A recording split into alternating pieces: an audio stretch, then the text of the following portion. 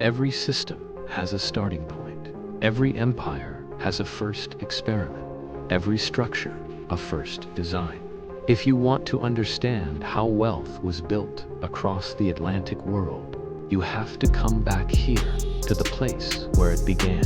Before the plantations spread across the Caribbean, before cotton reshaped economies, before global trade connected continents, there was one island, Hispaniola, today known as the Dominican Republic. This is where the system took its first form. When the Spanish arrived in the late 15th century, they encountered the Taino people, a thriving civilization. Within decades, that world was gone. Forced labor, violence, disease. And when the labor supply collapsed, the system adapted. It looked elsewhere. It looked to Africa.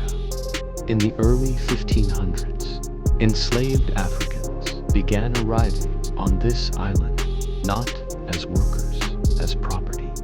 This was the first transfer of African labor into the Americas at scale, and with that, a new system was born. Here, the foundations were laid. Gold extraction came first, then sugar followed. The first sugar mills in the New World were built on this island. Land was organized, labor was controlled, output was measured. This was not random, it was structured. What was produced here did not stay here. Gold and sugar moved across the Atlantic into Spanish ports, into European markets. This is where the pattern begins. Labor in one place, wealth in another. Early imperial finance grew from flows like these. From this starting point, the model was copied, refined, expanded, industrialized. Barbados, Jamaica, Cuba, Brazil, all followed variations of what began here.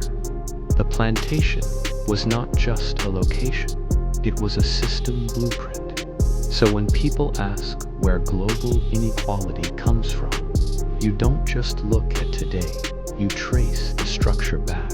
Because systems don't appear fully formed. They are built, tested, expanded, embedded, and many of today's economic patterns echo the design created here. This island holds a quiet truth.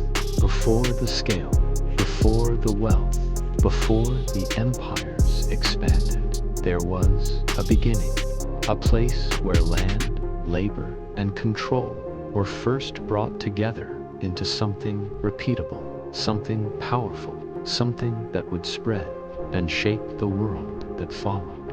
If this truth awakened you, walk with us. Subscribe to Bloodline Walkers, the people who built the West.